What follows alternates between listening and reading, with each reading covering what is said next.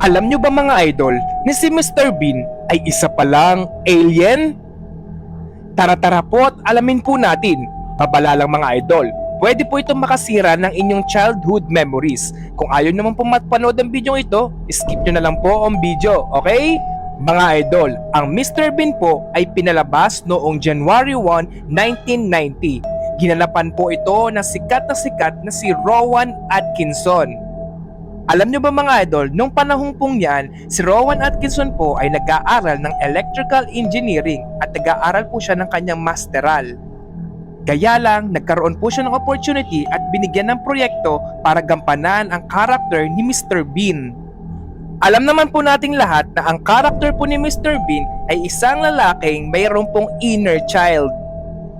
O sa makatuwid po, isa po siyang lalaki na isip bata. Kuya Jibe, bakit niyo po masasabi na alien po si Mr. Bean? At dito na po papasok ang dark theory ni Mr. Bean.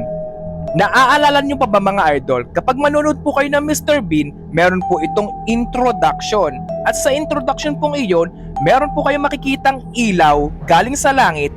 Pagkatapos, ibabagsak na lang po bigla si Mr. Bean. Sabi-sabi po ng iba na yung ilaw daw po ay galing sa UFO o ang tinatawag na unidentified flying object. So, ibig sabihin kapag merong UFO, meron ding aliens. At dito na po napag-usapan ang dark theory ni Mr. Bean na si Mr. Bean daw ay ipinadala ng mga aliens dito sa lupa. Kung titingnan nyo po mga idol at kung mapapansin nyo po, ang karakter po ni Mr. Bean hindi po siya magaling makipag-communicate sa mga tao. At hirap din po siyang makipag-usap sa lengguwahe. Kung mapapansin nyo, imik lang po siya ng imik na walang salita. Pero kahit na hindi po umiimik ng mga salita si Mr. Bean, marami po siya napapasayang mga tao. At ito na nga po yung tumatak kay Mr. Bean na kahit wala siyang sinasabing mga salita o words, marami pa rin siya napapasaya. Pero alam nyo ba mga idol, yung pagsasalita daw po ni Mr. Bean ay mahihayin tulad nyo po sa isang alien. Meron naman po siyang word na nababanggit, kaya lang konti lang po. At yung word na yon ay ang Teddy. Kilala nyo po ba si Teddy? Ang kanyang best friend na Teddy Bear. Si Teddy po ay usap-usapan sa dark theory.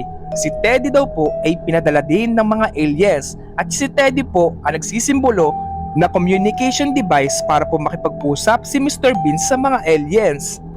So ibig sabihin sa dark theory po, si Teddy po ay walkie-talkie lang po ni Mr. Bean. Kumbaga po ay old cellphone ni Mr. Bean para makapag-communicate sa mga aliens.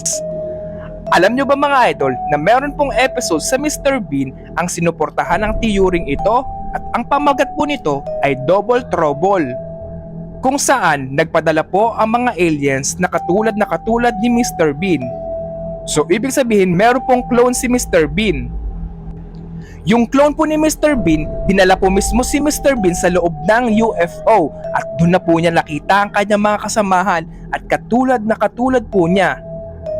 So ibig sabihin nga, alien nga po at belong doon si Mr. Bean.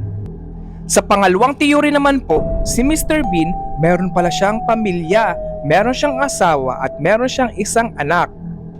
Tinutukan po sila ng kanyang pamilya ng barel.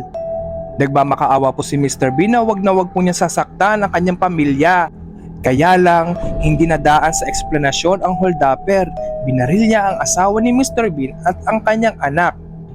At sa tatlo, si Mr. Bean lang po ang nakaligtas. At simula daw po ng mga pangyayaring yun, na-depress daw po si Mr. Bean at nagulo ang kanyang pag-iisip.